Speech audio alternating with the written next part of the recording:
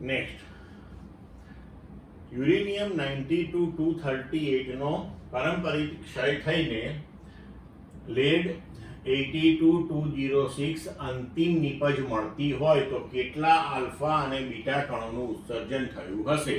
વિકલ્પ આપ્યા છે A 8 અને 12, B 6 અને 8, C 12 અને 6 અને D 8 અને 6.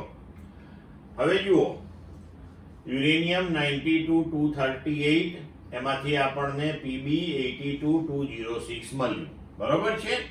તો હવે જો કેટલા આલ્ફા કણ મળ્યા હશે? તો ઉત્સર્જિત આલ્ફા કણ, હવે આલ્ફા કણ જે છે એટલે કે હિલિયમ ન્યુક્લિયાઈ, બરોબર છે? આલ્ફા કણનું ઉત્સર્જન થાય તો A માં બદલાવ આવે, બરોબર છે? તો A માં કેટલો બદલાવ આવ્યો? તો એનું સૂત્ર આપણે લખી શકીએ કે A minus A dash. A એટલે કે યુરેનિયમ, અહીંયા આગળ આપણે જે પેરેન્ટ ન્યુક્લિયાઈ છે એનો આપણે પરમાણુ ભાર લઈએ અને A ડેશ એ જે ડોટર ન્યુક્લિયાઈ છે એનો પરમાણુ ભાર લઈએ તો A માઇનસ A ડેશ, અને પ્રતિ આલ્ફા કણે આપણી પાસે 4 નો બદલાવ આવે છે એટલે એને 4 થી ભાગી નાખીએ તો A minus A dash by 4 કરીએ તો 238 માઇનસ 206 ભાગ્યા 4 એટલે કે 8 આલ્ફા કણો અહીંયા ઉત્સર્જિત થશે.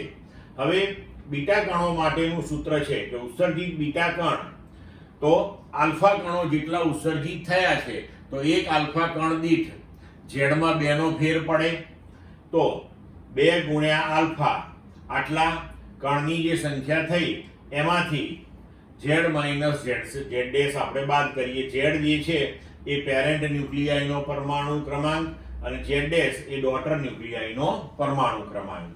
તો 2 ગુણ્યા આલ્ફા કણો કેટલા હતા? 8. તો 2 ગુણ્યા 8 એટલે 16 અને અહીંયા 92 માઇનસ 82 એટલે 10 એટલે 6 બીટા કણો ઉત્સર્જિત થશે. પણ હવે બીજી પદ્ધતિ પણ આમાં છે. જો તમને આ સૂત્રો યાદ રહી જાય તો આ ટૂંકી પદ્ધતિ છે, બીજી પણ કે બહુ લાંબી નથી. જુઓ, એમાં શું કરવાનું આપણે કે યુરેનિયમ 92-238 માંથી Pb 82-206 મળ્યું આપણને. હવે કેટલા આલ્ફા કણ ખબર નથી તો કે x, આલ્ફા એટલે 2He4. કેટલા બીટા ખબર નથી તો કે y -1E0. હવે બંને બાજુએ આપણે A અને Z ની સરખામણીઓ કરી લઈએ તો જુઓ, ડાબી બાજુએ A 238 તો જમણી બાજુએ 206, અહીંયા 2He4 એટલે 4 પણ એવા x નંબર ઓફ પાર્ટિકલ છે તમારી પાસે, x કણો છે.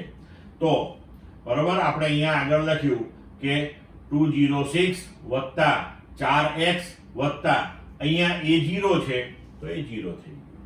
એમાં આપણે 4x ને સૂત્રનો કરતા બનાવ્યો અને પછી x શોધ્યું તો 8 આવ્યો. હવે z ની સરખામણી કરી લઈએ આપણે તો જુઓ, આ 92 એના બરાબર 82 વત્તા આ 2x અને માઈનસ y. તો હવે x નું મૂલ્ય આપણે શોધ્યું છે, અહીંયા મૂકી દઈએ અને y ને સૂત્રનો કરતા કરીએ તો y બરાબર 6 મળે. તો આપણને વિકલ્પ પ્રમાણે જવાબ આપણો થઈ જશે D.